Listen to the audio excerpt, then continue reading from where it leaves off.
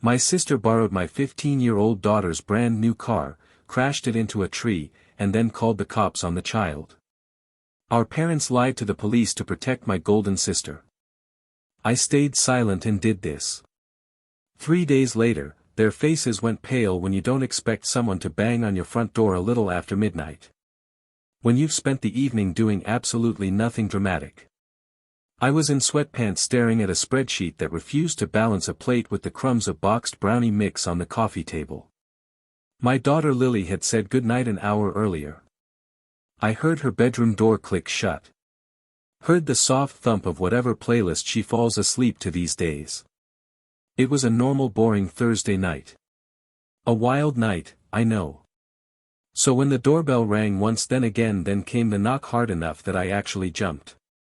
I thought neighbor package, maybe some delivery screw up. Not two unformed officers on my porch with that we'd rather be anywhere but here expression. Ma'am, Aaron, the taller one, said, checking the clipboard like he wasn't sure how to pronounce my very basic name. Aaron Collins. Yeah, I said, heart already doing something unpleasant. Is everything okay? They didn't answer that. They never do in the movies either, I noticed. Are you the registered owner of a silver Civic plate number? He rattled it off. It was my car. Lily's car. Same difference. Yes, I said slowly. What's going on, Miss Collins? The other officer said softer. Your vehicle was involved in a collision about 40 minutes ago. Single car crash into a tree outside your parents' residence on Oakage Lane. My brain snagged on about 4 things at once. 40 minutes ago. Tree outside my parents' house. My car. I think you've got the wrong. I started then stopped myself because that's exactly what the guy in every bad true crime documentary says before they cut to mugshot. I haven't left the house all night, I said instead. And the car should be in the driveway. Ma'am, the taller one said carefully. We need to speak with your daughter. Witnesses at the scene identified her as the driver who left and came home. We're not making assumptions. We just need her account. There are moments when your body reacts before your mind catches up. I felt my stomach drop and my palms go cold. And at the exact same time, some stupid part of me thought, 15. If she drove into a tree, she is absolutely grounded until she's 30. Then the rest landed. Lily, I repeated. No, she's been here. She's asleep. The officers traded a look.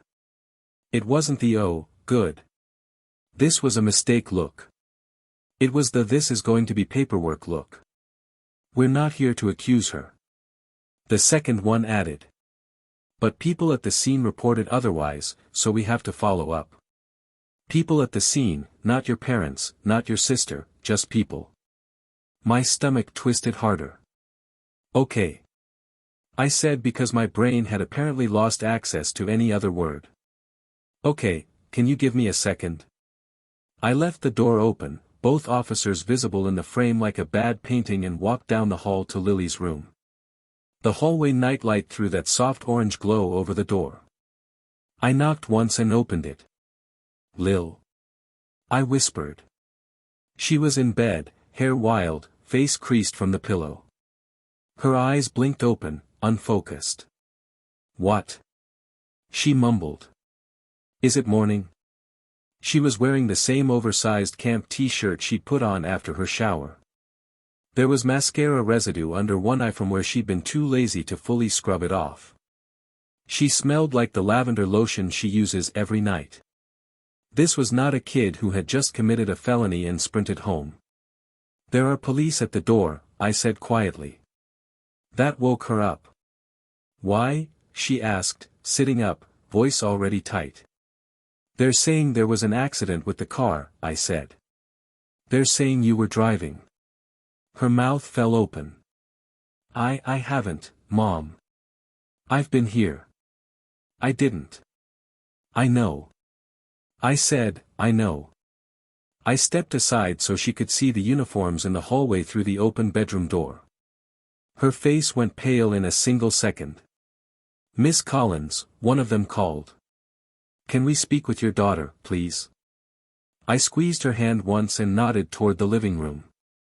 We walked back together. She tucked herself slightly behind my arm. 15 years old and suddenly looking about 9. "Lily Collins," the shorter officer said. She nodded. "Can you tell us where you've been tonight?" He asked in your own words. "She's a minor," I said automatically, even though part of me wanted to scream. "Are you serious right now?" "You can ask, but she's not answering anything without a lawyer present." "Ma'am," the taller one said gently. "We understand. We just need to confirm details about what witnesses reported. That's all." His tone said everything he wasn't allowed to. Whatever story. They'd already been fed. It wasn't coming from us. "Where's the car?" I cut in. "Excuse me. You said the car was involved in a crash." I said, "Where is it now?" "In the impound lot," he said. It wasn't drivable. The front end was significantly damaged, totaled, of course. "And the people at the scene," I asked who exactly said she was driving. The officer hesitated just long enough to confirm my worst thought. "We can't disclose that, but we did receive multiple statements." Multiple, not one, not someone confused, plural, and they wouldn't tell me who. That was almost worse than naming them. "Lee," I said, keeping my voice steady. "Did you drive tonight?" She shook her head so hard her hair whipped. "No," she said, voice barely more than air. "Mom, I swear I haven't." "You have the keys." "I've been here." "Please tell them." "She has a permit." I said to the officers, "She's only driven with me in daylight twice. You can check any camera in this neighborhood. She did not take that car tonight. There's no one alleging she had permission." The shorter one said, "The concern is that she left the scene." He stopped because I think the look I gave him could have cut glass. "I understand your concern," I said slowly, tasting every word. "Here's mine. Someone out there is feeding you a story that doesn't match reality, and until we talk to counsel, she's not saying another word." The taller officer shifted, but didn't push. "Well, note your refusal," he said. "You'll hear from Detective Owens or the DA's office in the next couple of days. Please make yourself available." "Trust me," I said. "I'm not going anywhere." They gave Lily one last look. She stared at the carpet like it was the only thing keeping her from dissolving. Then stepped out. I closed the door behind them and threw the deadbolt. For a second, I just stood there, forehead against the wood, listening to the sound of my own breathing. The house was too quiet. The kind of quiet that hums. "Mom," Lily said, voice small. I turned. Her eyes were wide and shiny, but she wasn't crying yet. Her shoulders were up around her ears like she was bracing for impact. "AM the 1st, she swallowed. "Am I in trouble? Are they going to arrest me?" It hit me then. How young 15 really is. Old enough to be accused of a crime. Young enough to still ask your mother if the monsters at the door are real. "Look at me," I said, crossing the room. She did. "You did nothing wrong." I said, "Nothing. You were here. You followed the rules. You are not in trouble with me." "But they think." "I don't care what they think," I said more sharply than I meant to. I softened it. "We're going to fix this." "Okay, I believe you. I know you didn't touch that car tonight." Her chin wobbled. "I didn't," she whispered. "I promise." "I know," I repeated. "I believe you more than I have ever believed anything in my life." She let out a breath that sounded like it had been locked in her chest for an hour. A single tear escaped and slid down her cheek. She wiped it away fast, almost angry at herself for letting it show. I'm not a bad driver," she said. Like that was the worst accusation in the world. You're a careful driver, I said. That's why I bought you the car. That set off another ripple of emotion in her face, like she was trying desperately not to fall apart. Do you think Grandma and Grandpa really said that? She asked. That they saw me. My heart twisted. I didn't know. Not for sure. And the idea of calling them to ask made me feel like I'd be handing them my throat. I don't know what they said, I admitted. But whoever talked to the police didn't tell the truth. And we'll find out who. She nodded, but her eyes stayed damp. I want you to try and sleep, I said. Tomorrow, we're going to talk to someone whose job it is to fix things like this. Like a lawyer, she asked. Exactly like a lawyer, I said. I'll make calls first thing in whatever story they think they can pin on you. I brushed her hair back behind her ear. They're not ready for what's coming. She swallowed and nodded, finally curling back under her blankets. I turned off the light. I thought the knock at midnight was the worst of it. It wasn't, not even close. When your sister is 10 years younger than you, people always assume you'll feel protective of her. They don't picture 16-year-old you babysitting a cranky 6-year-old while your parents go out because you're such a big help.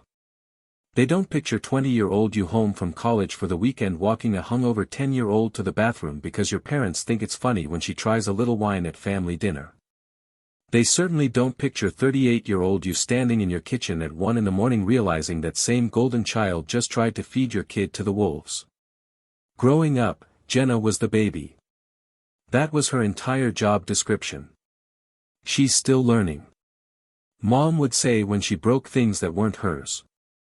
She's just expressive, Dad would say when she screamed at waiters. I was the responsible one. That was my job. You know, Jenna is sensitive. Mom would tell me, you're older. You should understand. Funny thing about that phrase, you hear it enough and eventually you do understand, just not in the way they meant. When Jenna got caught shoplifting lip gloss at 16, my parents drove to the store, begged the manager not to press charges, and then spent the entire ride home lecturing me about how important it was that I not make Jenna feel bad about this. When Jenna backed Dad's old sedan into a mailbox at 19, they joked about it for years. Remember when our girl tried to take out federal property? They'd say, at Thanksgiving. Everyone would laugh. When I got into a minor fender bender in college because a guy cut me off in the rain. My mother didn't speak to me for 3 days. I just expected better from you, Aaron. She finally said, you're usually so careful. Translation, your mistakes are character flaws. Hers are anecdotes. By the time I was in my 30s, divorced, working full-time, raising Lily, the script hadn't changed. I was the one they called when they couldn't figure out their online banking, when their internet went out, when they needed rides to doctor's appointments. Jenna was the one they called our free spirit as she moved in and out and back into their house, changed jobs every 6 months, and somehow always had money for new shoes. Jenna just hasn't found herself yet, Dad would say, pouring more gravy. You were always so focused. Focused is such a polite word for on your own. I learned to stop expecting fairness a long time ago. I learned to stop trying to convince them that maybe just once they could hold Jenna to the same standard they held me. It was like arguing with a church about their favorite saint. Then I had Lily. And for a little while the whole golden child ecosystem didn't matter. Lily came into the world already apologizing. At least that's how it felt. She was the baby who cried whenever anyone else cried. The toddler who would put her toys away without being asked. The 7-year-old who would double-check that she'd done all her homework, then ask if there was anything else she could help with. Are you sure she's mine? I'd joke. I don't remember ordering a child with this much conscience. She'd roll her eyes, but you could tell she secretly liked it. When her dad and I split, she handled it like someone twice her age. Quietly compartmentalizing, talking it out with the school counselor when she needed to. She never slammed a door, never screamed, never pulled a Jenna. Her rebellion was forgetting to put her dishes in the sink. At 14, when most kids are begging to bend rules, she was the one reminding me of the speed limit. "Mom, it says 30, she'd say from the passenger seat. "Lily, we're going 28. "Just saying. 30, the car was the one thing I'd let myself feel proud of. Years of scraping together small savings so that when Lily turned 15, I could hand her something solid, safe, and new. Not flashy, just freedom with airbags. On her birthday, my parents and Jenna came to our house for cake and the big reveal. I walked Lily to the door, told her to close her eyes, and when she opened them to see the silver Civic in our driveway, she made a sound I'll remember until I'm old. "Mom, no way," she whispered, already tearing up. My parents clapped. Jenna didn't. She was too busy staring at the car like it was something she'd ordered. But someone else got first. "Must be nice," she said lightly. New car at 15. I didn't get my first until what? 2. Lily, oblivious, hugged me so hard she nearly knocked the bow off the hood. Inside, Jenna hovered near the door, gaze flicking straight to the hook where the keys hung. Later, she asked. "Think I could take it for a quick spin sometime?" "Absolutely not," I'd said, laughing it off. "Nice try." A few days later, she dropped by again. And now, tonight, when I looked at that hook, one key was gone. And I had the terrible sense that whatever happened next wasn't an accident. The next morning, my inbox had a reply from the attorney. "Ari Kaplan, 8:02 a.m. got your message. I can do a video consult at noon if that works." Someone somewhere was officially on our side. Wild concept. "Hey," Lily said from the doorway. She looked like she hadn't really slept. Same hoodie, same bun, dark circles that did not belong on a 15-year-old. "They're not coming back, are they?" she asked. "Like right now?" "Not without calling first," I said. "And next time they talk to a lawyer, not you," she nodded, picking at her sleeve. "Am I supposed to go to school?" she asked, because of course she did. "Blaps," I said. "Well, email your teachers later." At noon, I clicked the video link. Ari looked exactly like expensive wood if it wore a tie. I gave him the short version. Lily's permit, the birthday car, my parents' house, the midnight knock. The story the officers said they'd already heard from my family. He listened, took notes, and finally said, "Okay, good news is there are no charges yet. Bad news is if this stays just your word versus 3 relatives, the report will not be on your side." "So, what do we do?" I asked. "Step 1, Lily doesn't talk to police without me present." He said, "You already aced that." Step 2, we gather proof. Anything showing Lily was home at that time and anything showing your sister had the car neighbor's doorbell camera. I said he practically runs a surveillance operation on Amazon packages. Perfect. Ari said nicely for footage from last night and get me screenshots of Lily's activity from that window, messages, calls, whatever. I'll pull the incident report. See exactly what your family told them. Can you fix this? I asked. I can make it very hard to pretend your daughter was driving, he said. Art. After we hung up, I found Lily on the couch staring at a baking show without seeing it. Well, she asked. We need proof you were doing what every teen does at midnight. I said, texting and doom scrolling. I was, she said, offended. I was in my room the whole time.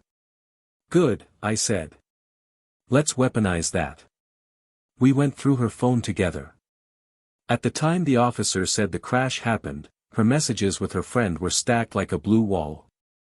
Memes, commentary on some stupid plot twist, timestamps marching neatly across the screen. We took screenshots of everything.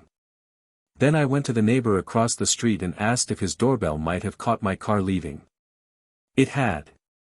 On the playback, my front porch glowed in that weird camera gray. The car sat in the driveway. Jenna walked into frame alone, head down, keys in hand. She got into the driver's seat, started the engine, and drove away. No second figure, no 15-year-old. My stomach twisted, but my brain filed it under Exhibit A. He emailed me the clip. I forwarded it and the phone screenshots to Ari with a simple subject line. Here you go. An hour later, he called. Got the video, he said. It's great. Got the report, too. Do you want the infuriating part? I've been training for it, I said. He exhaled through his nose. The kind of breath lawyers take when they're about to deliver something corrosive. All right, Ari said. The report says your sister claims she was at your parents' house the entire time. According to her statement, she looked out the window and saw Lily driving alone right before the crash. My stomach dropped, but he wasn't done. And your parents, he continued, voice tightening just a fraction. Back that up, both of them. They told the officers, they saw a young girl who was definitely Lily behind the wheel. I closed my eyes for a second. All I saw was my mother's face at Lily's birthday last week, smiling like she'd invented grandparenting. And that's written, Ari added in signed statements. I let out a slow breath. So, they picked a story and committed. Great. There's more, he said. They included little details. Stuff like Lily has been getting more confident lately and that you've been letting her push boundaries. None of it criminal, but enough to paint a picture of me being a negligent parent. I said, exactly. He gave me a moment. It wasn't enough, but it was what we had. Now, the good part, Ari said. The neighbor's footage completely contradicts them. It shows Jenna taking your car from your house alone. And Lily's phone activity lines up perfectly with her being home. It's clean. I gripped the counter with one hand. So, what happens next? I'm sending everything to Detective Owens today, he said. I'll flag it for D. Whitman as well. Once they see this, the narrative shifts hard and a follow-up meeting. I asked, still scheduled. 3 days from now, everyone will be in the same room. Your parents, Jenna, you, Lily, of course. A family reunion hosted by the criminal justice system. Exactly what I wanted in my week. Aaron, he said softer now. I know this hurts, but the evidence is strong. Let it speak. Yeah, I said because my family sure won't. After we hung up, my phone buzzed again. Mom, I let it go to voicemail. Then came the text. We heard you got a lawyer. This is getting out of hand. Call us. Funny how getting out of hand only applied once I pushed back. I typed, you gave sworn statements about my child. This is out of hand. Talk to your attorney. I sent it before I could decide whether or not to be the bigger person. I've retired from that job anyway. I found Lily in the hallway hovering like she could sense my mood without hearing a word of the call. Well, she asked. They backed Jenna, I said. I kept my voice even because screaming wouldn't fix anything. All 3 of them said they saw you driving. Something flickered across her face, hurt first, then something sharper. Oh, she whispered. Not tears, just a small stunned oh. It landed harder than any crying could have. But we have the footage, I said. We have your phone. We have the truth. She nodded, jaw working like she was trying not to clench it too visibly. Mom, she said quietly. Why would they say they saw me? Because protecting Jenna was easier than protecting the truth. But I didn't say that. Because they were wrong, I said. That's all that matters now. She swallowed. Are you sure we're going to win? We don't need to win, I said. We just need to show what actually happened. And we can. She took a deep breath, studying herself the way she does before school presentations. Okay, she said. Okay. I rested a hand briefly on her shoulder. She didn't pull away. For the first time since that knock at midnight, she didn't look terrified. She looked resolved, small, but still. And honestly, same. My parents could write whatever stories they wanted. Jenna could pretend the truth lived behind their curtains, but they'd forgotten one tiny inconvenient thing. Cameras don't lie, and neither does my kid. Not this time. 3 days later, Lily and I sat in a cramped conference room at the station. Detective Owens sat at the head of the table, Mr. Whitman beside him. Ari flanked our side like a silent, expensive sword. Across from us, my parents and Jenna. If guilt had a smell, the room would have needed ventilation. We've reviewed new evidence, Owens began, tone professional. We want the record to reflect the accurate sequence of events. He opened a folder, turned a page, slid it forward so everyone could see. I didn't have to lean in. I'd seen the footage enough times. A still frame. Jenna in front of my house. Another Jenna walking to the car. Another Jenna behind the wheel alone. No Lily, just Jenna and her terrible judgment. In addition, Owen said Lily's phone data shows uninterrupted activity from her home during the time of the crash. Texts, streaming, everything consistent with her being at home. The silence that followed was so thick I could hear Lily swallow. Mr. Whitman looked at my parents. You stated you saw Lily behind the wheel. Would you like to amend that? My mother blinked rapidly. It was dark, she said, voice thin. We assumed. My father nodded like a dashboard bobblehead. We thought we were helping. Helping who exactly hung in the air like smoke. Whitman turned to Jenna. Your statement claims you watched Lily drive, panic, and flee. Do you stand by that? Jenna's mascara smudged as she stared at the table. I know. I wasn't thinking. I got scared. I said she did it. For a moment, the room didn't move. Lily's hand tightened around mine just once. Whitman closed the folder. Given this evidence, we are clearing Lily of all allegations. She will not be charged with any offense related to this incident. I felt Lily exhale. It was the sound of a weight, leaving a body that had grown too small for it. As for you, Whitman continued, now addressing Jenna and my parents. This office is reviewing possible charges related to filing false statements. This level of fabrication involving a minor is serious. My mother made a small sound. Hurt. Outrage. Maybe both. But no one rushed to comfort her. Miss Collins? Whitman asked, turning to me. Would you like to say anything? I didn't stand dramatically. I didn't raise my voice. I just spoke. For years, I said, I've been told to understand, to be the bigger person. Whenever Jenna messed up, to swallow things so she wouldn't feel bad, I looked directly at them. But you didn't just ask me to swallow this. You asked my daughter to. You were willing to bury a 15-year-old to protect a grown woman who stole a car and crashed it into your tree. Jenna cried. Mom reached for her hand. Dad stared at the folder like it held a different ending. You didn't hesitate, I said quietly. You signed your names. You didn't call me. You didn't check. You just chose the story that made your lives easier. I turned back to Owens and Whitman. Thank you for clearing Lily. Whitman nodded. Well, be in touch. That was it. No dramatic gavel, no shouting match, just fluorescent lights, a few sheets of paper, and the sound of a family structure finally collapsing under its own weight. Outside, Lily walked beside me, shoulders a little looser. You okay? I asked. She nodded. Yeah, just tired. Me, too, I said. Let's go home. And we did. 6 months later, Oakage Lane looks exactly the same, except my parents' house. That one has a sold sign out front.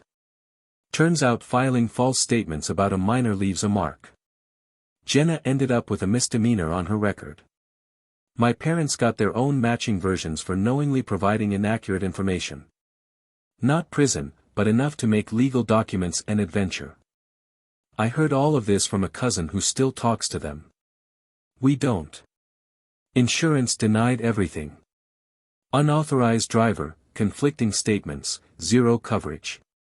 Ari filed a civil claim. They settled fast. Full value of the car plus my fees. Then Jenna's fines hit. Then the attorney bills, the loans snowballed until the house had to go. Meanwhile, Lily's thriving new used Corolla, good grades, therapy sessions that actually help. Our home is quieter now, cleaner, safer, no toxic relatives, no second chances for people who showed us exactly who they were. Some say I went too far, others say not far enough.